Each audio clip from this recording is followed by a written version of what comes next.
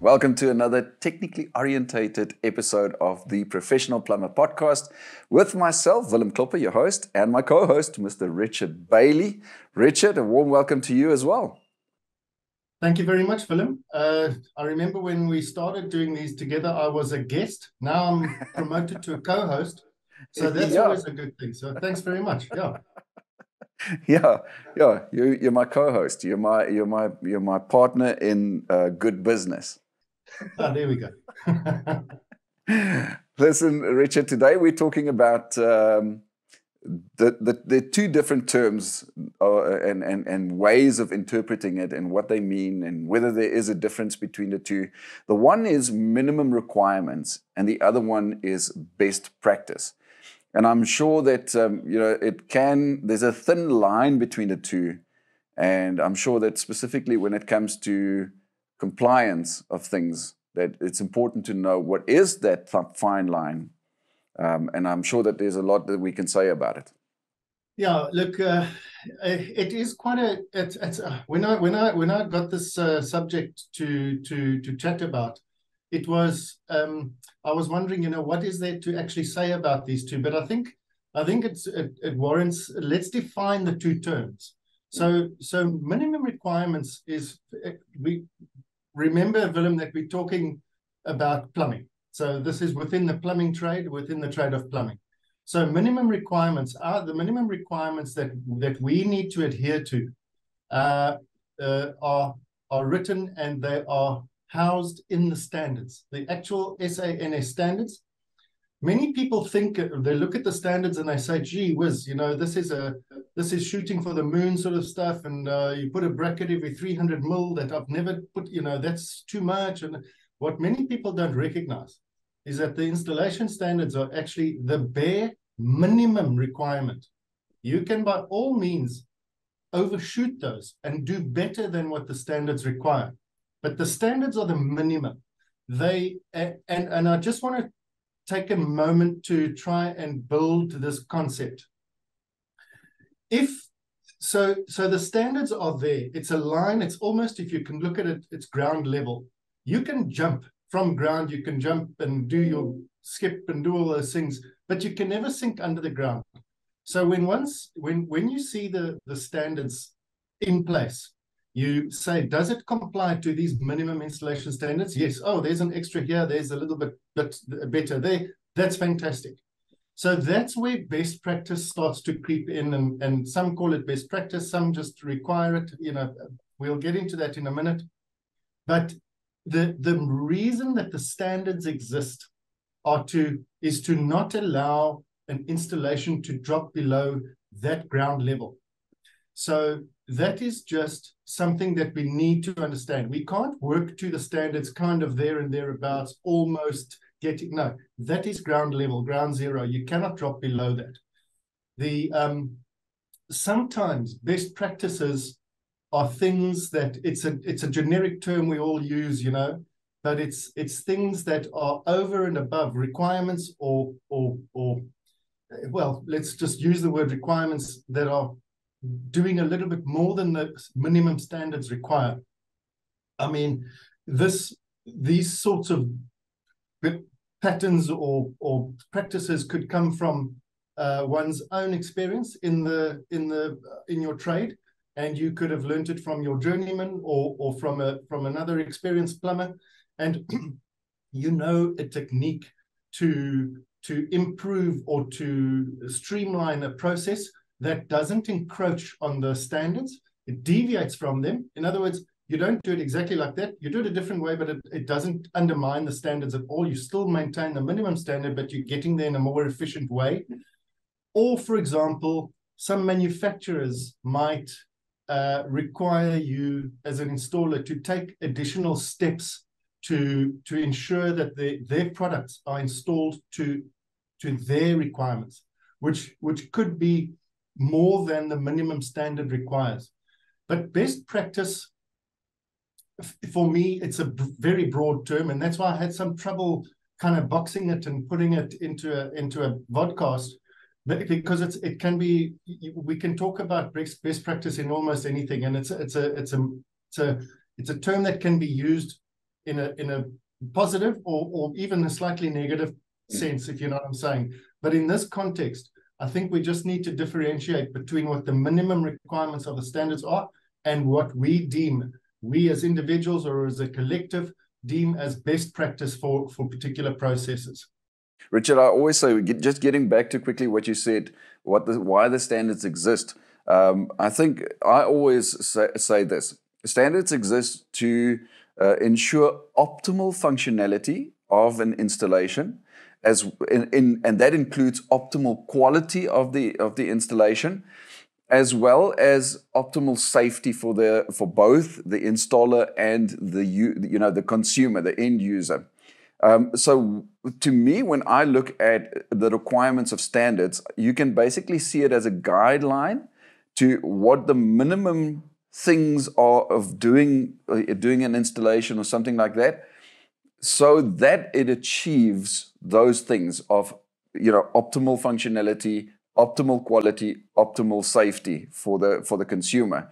If you go below that, we've had discussions in the past on previous episodes where we said, who puts together these standards? It's a whole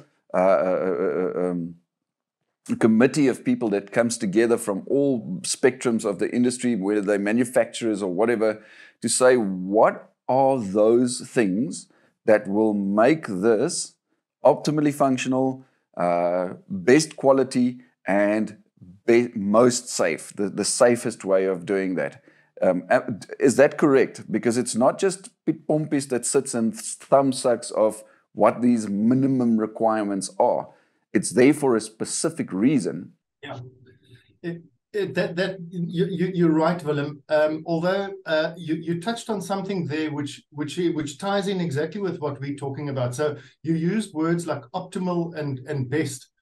So I would take those words out and just put adequate. Yeah. So the standards are there to ensure that we use the materials and practices that would achieve the minimum requirement. And that minimum requirement is set out, the performance requirements. For example, if you've got a drainage system, you've got to contain the water and the air inside that system. You can't let it flow out. You've got to allow for access into that system. You have to allow for ventilation. You have to take care of flow rates and discharge rates for particular things. Now, given that these are the set of requirements we need to achieve this, how do we go about it, and what is the minimum required pipework configuration, setup, sizes, gradients that are required to achieve this minimum? Right, there they are. Now, I come along and I say, okay, here's a great drainage installation design, but I want to give my tenants in my building the added benefit of noise protection so that they can't hear the upstairs neighbor flushing the toilet. So I'm going to change the specification of these pipes, upgrade them, and sound insulate them. Now I'm overstepping. I'm overarching what the standards require. I've already achieved the minimum requirements, but I'm going above and beyond for my own specific reasons. And that's what we would call then, that's now best practice. And that's bettering the standards and understanding that the standards cannot be undermined, but we can go above them. Another example would be, for example, using, if I were to be running a copper water supply to a point, and it's above ground, it's in the ceiling, it's properly saddled, etc. I'm using particular types of joints. Everything else is fine. I'm allowed to use class 0, let's say, copper, because it is tested and approved for use in this particular installation. I'm using capillary fittings. I'm wiping my flux down. As I drop down to my walls, I change to class 1 because I don't want class 0 in my thing. That's fine. But I say to my client, you know what, we've got an option class 2 here throughout. It's a thicker wall, it's much more expensive, and it's a much more hardy, and he says, go ahead. So now you plumb the place in class 2 completely. It costs you twice as much in materials, but that is best practice. So you could always go to a client and say, listen, this is minimum, but I recommend let's go class 2. and for these reasons. And that's then, you know, if you have had a very, very positive experience in your past career as to the performance, longevity, etc. of class 2, which I have, we would always recommend class 2. And then it's up to them to do, and that would be then best practice. That's an example of best practice. But you did also say that there can slightly be a negative aspect to best practice, because best practice means that in your personal experience, in your personal way, there might be a way of doing something, but that may not necessarily mean that you are meeting the minimum requirements. Richard, we're going to go into an ad break, but just before we go into that ad break, just a quick comment on that, please. You're right. A lot of people have been trained as plumbers incorrectly. So the system that we've got, unfortunately, is very much I train, I learn from you, and you learn from me, and so on. It's not. It's increasingly informal. It's coming back to formal, but it's increasingly informal. So what the practices you pick up from your teacher, you will then put into practice, and they'll carry through. And I can name many examples of that. For example, when you're putting a cistern together, a cistern innard with the flush valve, the filler valve, etc., and you from brand new, and you use 0.5 kilogram of putty, or if you use silicon to put all this together around all the washers and silicon it and everything, that's the guy thinks he's doing good, but it's not. That's bad practice, which could be construed as best practice. So if you say to somebody, I don't put silicon on because it's not designed for that. No, I always do. That's best practice for me. So that can also, it can be connected to a notion of his idea of best practice, but which is in fact not good practice at all. Listen, Richard, we are going to go into a quick ad break. For our listeners and our viewers, please do stay tuned. Please have a look at these advertisements, because they are for your information and to your benefit. We will see you right after the ad breaks.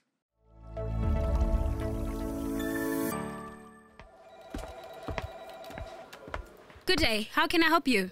Hi. I'm here to log in my COCs, but I seem to be having an issue with my computer. No problem. But did you know that you can log your COCs using an app on your cell phone? Oh, what app is that? It's called the app Plumber. Do you have a smartphone with you? Yes, I do. Oh well, let me show you how it works. Not only can you access your PRB profile on the app Plumber, but you can also earn CPD points while exploring the plumbing industry in the palm of your hand. Download the app from Google Play Store and join thousands of other happy users.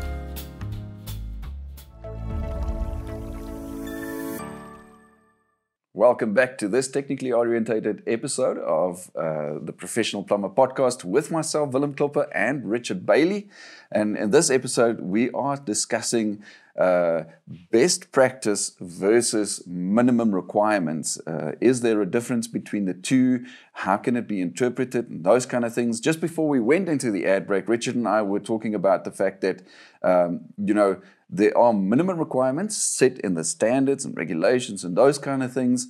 And then there are best practices. One form of best practice can be that you can overshoot and even go higher than what the minimum requirements are.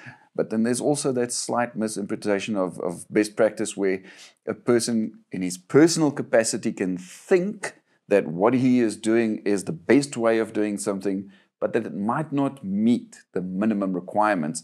Richard, I want to ask you quickly if you can give a couple more examples of things like what the standard would typically say and what a person would think best practice would be, and then the two of them either overshooting on best practice or not then complying with minimum requirements. Yeah, there's a couple of examples I noted here, Willem. For example, if the standards, the installation standards, such as SANS 10254 for geyser installations, they do allow, and 10252, they do allow for us plumbers to mount 200-liter geysers against a vertical surface, a wall. As long as that geyser is a wall-mounted geyser and it says so on its little sticker, then you're allowed to. No bigger than that. There are some manufacturers, for example, that even though their geyser is wall mountable and it's approved when you can mount it, they require an additional 2 very heavy duty brackets to be placed underneath that geyser for their own, that's their requirement. And that then would become a best practice for that brand or for any other brand. So you're not overstepping the minimum requirements, you're in fact overshooting them. And that's best practice. So that's an example. And that's adhering to a manufacturer's requirement.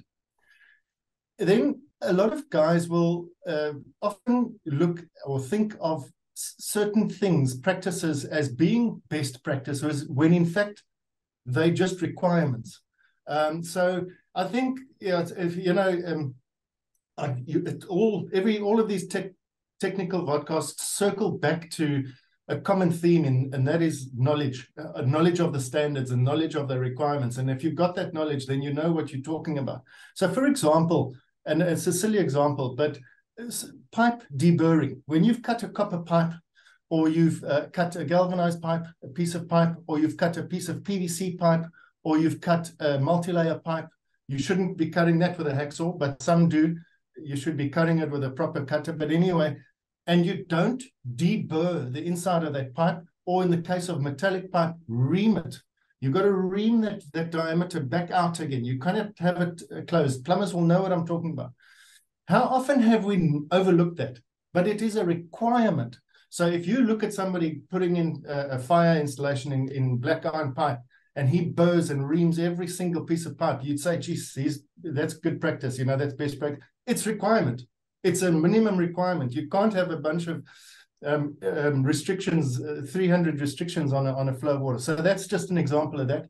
Another one I put here, and again, it's a silly example, but when you're setting a pan, the old traditional way that we use, that I grew up with, is your pan is upside down with an empty pedestal at the bottom.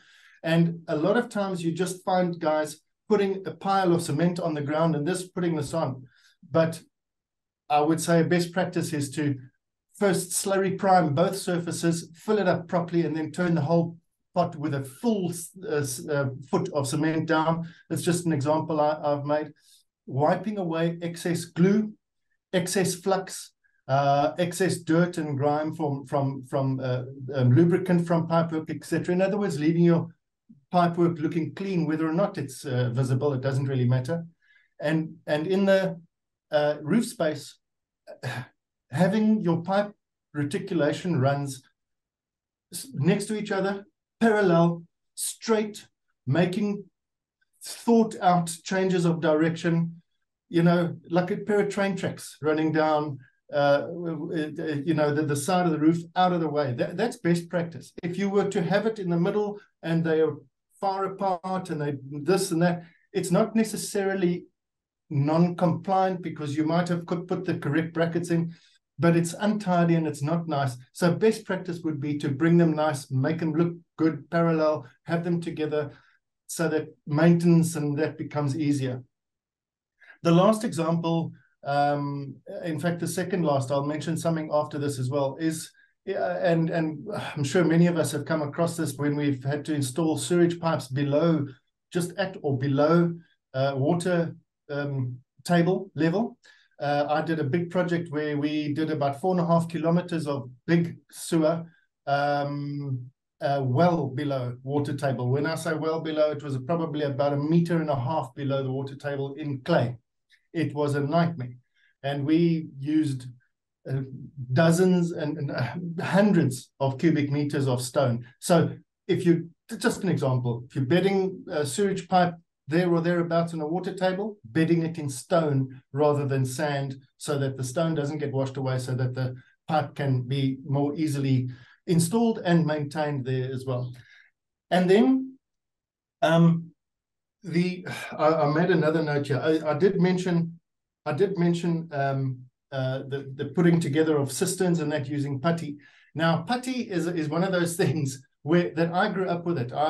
It was part and parcel of the toolbox. You always needed it for maintenance purposes. But very often, new installations, when you're installing new fittings and new taps and so on and washers, it doesn't require any of that. And some of us older guys, we hung over from that putty and we bring it into the new stuff, where the new stuff is a lot of the times better designed, and you see brand new installations of Plasson fittings and Conex fittings and that with putty in it.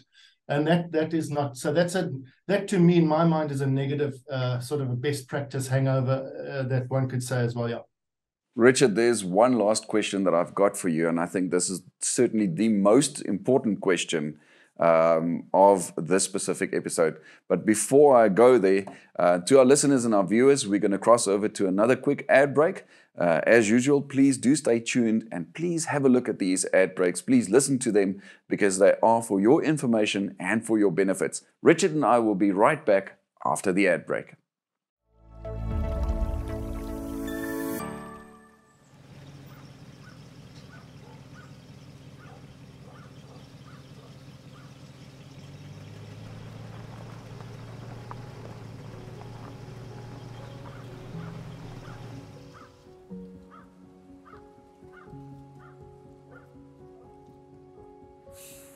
We actually don't want to talk about it.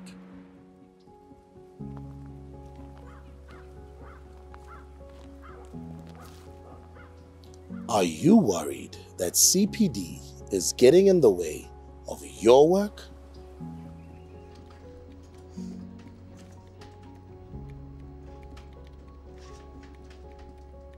I really just don't get it.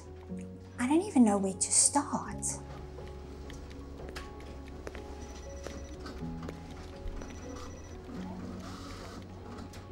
Are you intimidated by the latest technologies, new materials, or even perhaps new methods of doing things?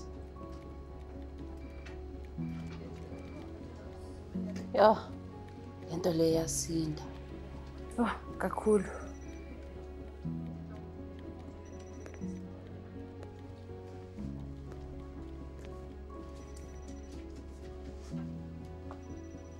Is self-improvement important to you?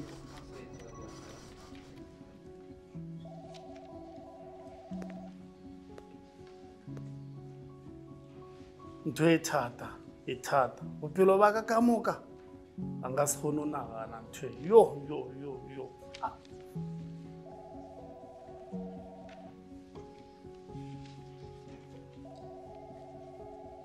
Do you feel as if you lag behind with where the industry is moving forward? Fear not, for we have some exciting news just for you. The PRB's launch of the CPD Rewards program means that CPD no longer has to feel like a heavy burden to you. The CPD Rewards program acknowledges the hard work that you've put in while you strive to improve yourself while remaining up to date with the ins and outs of the plumbing industry in South Africa.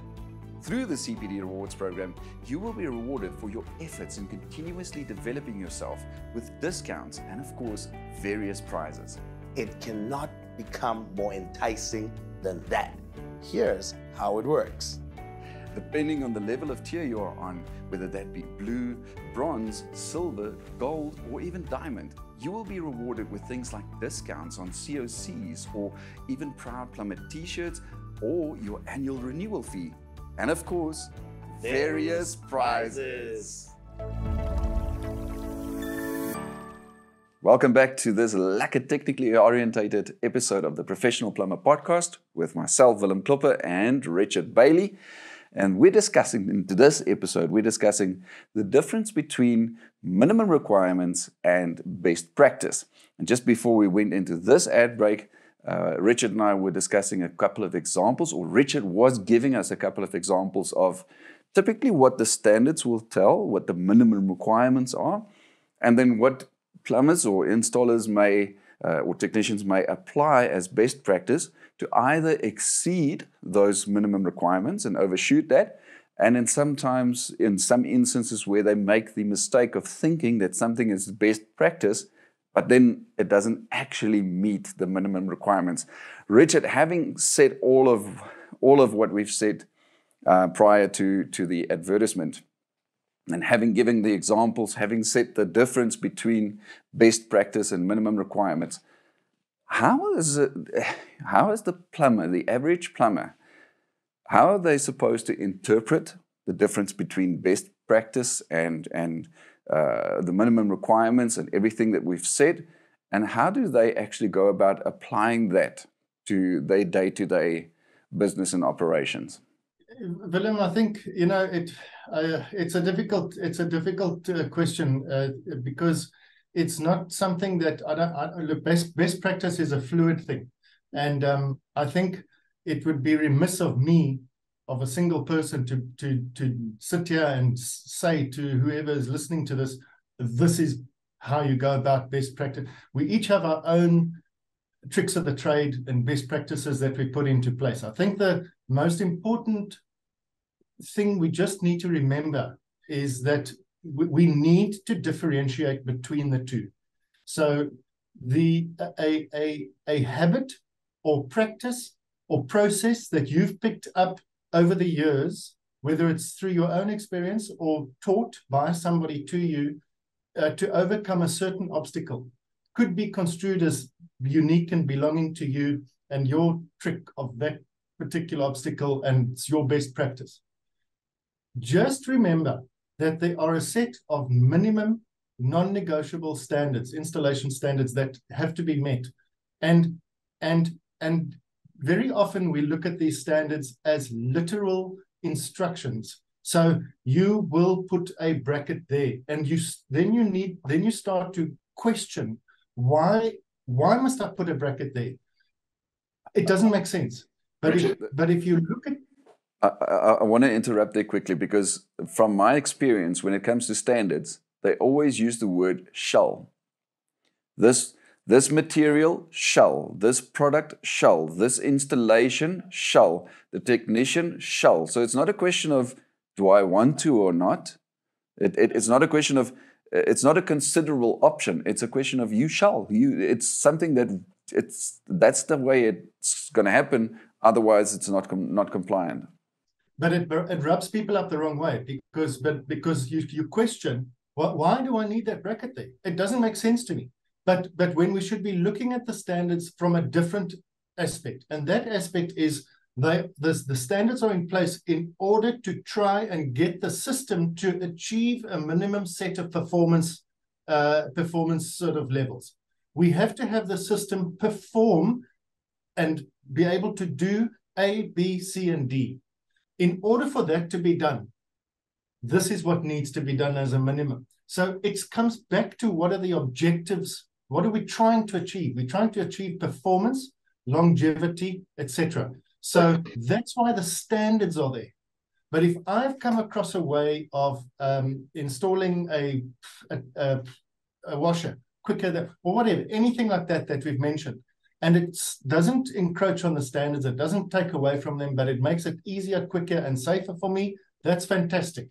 That's a best practice. But we cannot misconstrue, we cannot disregard the standards just because we've been taught something else. We've got to always circle back to the standards. This is my message. You've got to always circle back to the minimum standards, and they are there for a reason. So in as much as you must embrace and do your own best practices, you've got to circle it back to the standards every single time. Alternatively, put the standards first, work according to the standards and the requirements of the standards first, and then apply your best practice, as long as your best practice does not compromise the minimum requirements. Exactly. I'm sure that there's a lot more that can be said about this, and I'm sure that as an auditor in the field, you pick up a lot of things that people might have misinterpreted between best practice and minimum requirements. I want to thank you again for having joined me, for sharing this information, and for giving some clarity on the topic and the subject to the listeners and the viewers out there. Only a pleasure, Willem. Anytime. Richard and I are going to say goodbye, but to our listeners and our viewers, please do stay tuned, because right after this, we're bringing you some industry announcements. They're for you, so have a look at them. Goodbye. The PIRB's National Roadshow was in Thohoyandou on the 3rd of July and in Polokwane on the 4th of July. Thank you to everyone who popped in to interact with our representatives.